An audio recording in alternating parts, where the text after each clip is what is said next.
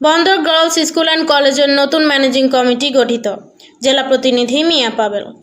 নারায়ণগঞ্জের ঐতিহ্যবাহী শিক্ষা প্রতিষ্ঠান বন্দর গার্লস স্কুল অ্যান্ড কলেজের শিক্ষার মান উন্নয়ন ও সুস্থ ব্যবস্থাপনা নিশ্চিত করার লক্ষ্যে নতুন অ্যাডহক কমিটি গভর্নিং বডি গঠিত হয়েছে। গণতান্ত্রিক প্রক্রিয়ায় মাধ্যমিক ও উচ্চ মাধ্যমিক শিক্ষা বোর্ড প্রবিধানমালা অনুসরণ করে এই কমিটি গঠন করা হয়।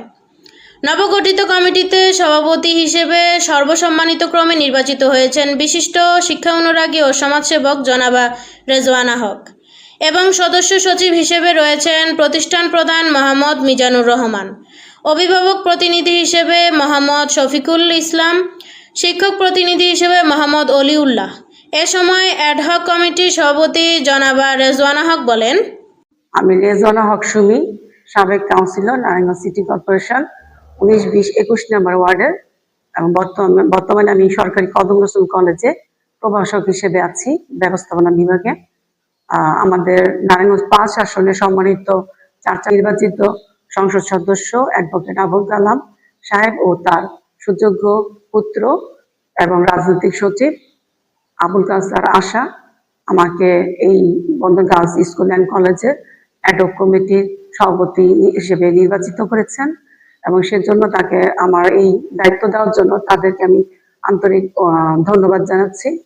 আর আমরা এই প্রথম আমি এই স্কুলে এসেছি, আমরা একটা মিটিং কল করেছি, এসে দেখলাম যে আসলে আমি যেখানে মিটিং করব স্যারের ওই রুমটা হচ্ছে তালা দেওয়া। আমাদের যে সহকারী শিক্ষক আছেন আমাদের ইসমাইল স্যার, উনি নাকি তালা মেরে রেখেছেন। আসলে একটা শিক্ষক হিসেবে ওনার এই আচরণ আসলে মোটেই গ্রহণযোগ্য নয়। ওনার কাছ থেকে ছাত্ররা কি শিক্ষা দিবে?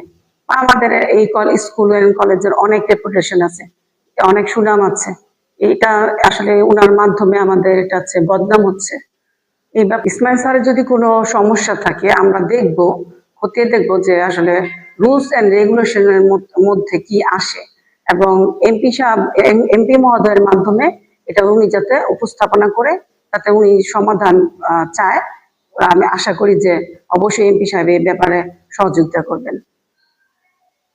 নবগঠিত অ্যাডহক কমিটির সদস্য সচিব হিসেবে রয়েছেন প্রতিষ্ঠানের প্রধান মোহাম্মদ মিজানুর রহমান।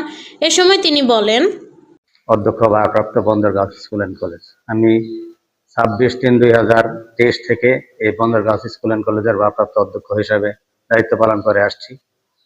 আমি দায়িত্ব পালনকালে এই পর্যন্ত রেগুলার কমিটি গেছে, তারপরে অ্যাডহক কমিটি গেছে, তারপরে আবার আমরা নতুন অ্যাডহক কমিটি পাশ করে আনলাম গত 12/5/2026।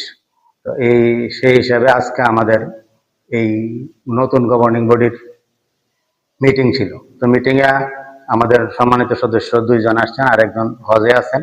যারা আসছেন নির্বাচিত হয়ে আসছেন, সম্মানিত সভাপতিকে আমি অভিনন্দন জানাই, আমাদের অভিভাবক সদস্যকে আমি অভিনন্দন জানাই। ওনারা এই প্রতিষ্ঠানের কল্যাণ কামনা করবেন এবং এই প্রতিষ্ঠান কল্যাণের জন্য ওনারা সর্বাত্মক চেষ্টা করবেন। তবে দুঃখজনক হলো যে আজকে মিটিং দেওয়ার পরে আমি নির্ধারিত সময়, যেহেতু এসএসসি পরীক্ষা চলে, স্বাভাবিকভাবে আমাকে 2টার পরে মিটিং দিতে হয়েছে। 2টা বাজে আমরা আসছি, আসার পরে দেখলাম যে আমি যেই রুমে বসে মিটিং করব সেই রুম এই প্রতিষ্ঠানের সহকারী প্রধান শিক্ষক ইসমাইল হোসেন তার ব্যক্তিগত তালা লাগিয়ে চলে গেছে। আমি কোনো রুম বসার জায়গা না পেয়ে আমি এই ক্লাসরুমে বসে আমাকে মিটিংটা শেষ করতে হয়েছে। আজকে প্রথম মিটিং। আপনারা জানেন যে এই উদ্ভূত পরিস্থিতিটা উনি গত বৃহস্পতিবার থেকে সৃষ্টি করেছেন এবং ওনাকে এমপি মহোদয়ের অফিসে বারবার টাকা জানানোর পরেও, বলার পরেও, ডাকার পরেও উনি যায় নাই। না গিয়ে উনি একগুয়েমি করে ওনার নিজের বাসার তালা লাগিয়ে এই প্রতিষ্ঠানের সমস্ত কার্যক্রম বন্ধ রাখছেন। এই মুহূর্তে এই গত বৃহস্পতিবার থেকে আজকে পর্যন্ত কোনো অফিসিয়াল কাজকর্ম হচ্ছে না, কোনো লেনদেন করা যাচ্ছে না। অফিসের টিচারদের যে সামনে ঈদের বোনাস, এই ব্যাপারে কোনো কার্যক্রম গ্রহণ করা যাচ্ছে না।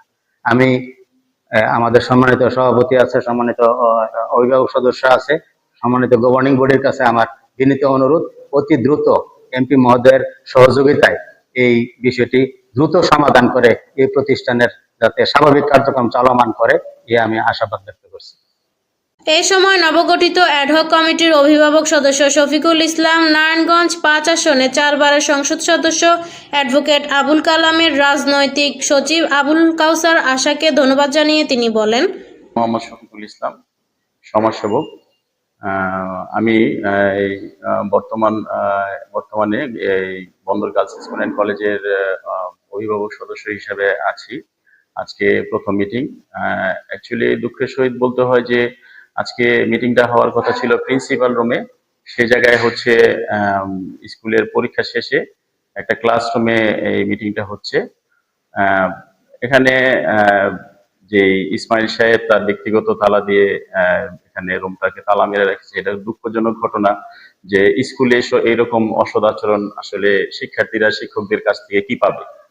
তো আমি আশা করব যে তিনি যেন এমপি মহোদয়ের সাথে দেখা করে, এবং আমি আরো ধন্যবাদ জানাচ্ছি যে অ্যাডভোকেট আবুল কালাম নারায়ণগঞ্জ মাননীয় সংসদ সদস্য নারায়ণগঞ্জ ৫ এর এর সচিব আসার সাহেব আমাদেরকে এই গভর্নিং বডির দায়িত্ব দিয়েছেন, এই জন্য তাকে আন্তরিকভাবে ধন্যবাদ জানাচ্ছি।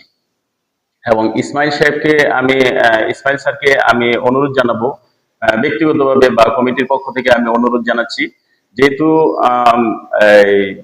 এমপি মহোদয়ের সচিব সাহেব ওনাকে বারবার ওনার কাছে যাওয়ার জন্য তাগিদ দিচ্ছে, তো আমি ইসমাইল সাহেবকে আহ্বান করব যে আপনি আসেন এমপি মহোদয়ের সচিব সাহেবের কাছে, আবুল কাসের আশা যে এমপি মহোদয়ের সচিব সাহেব ওনার কাছে আসা এটাকে সমাধান করেন।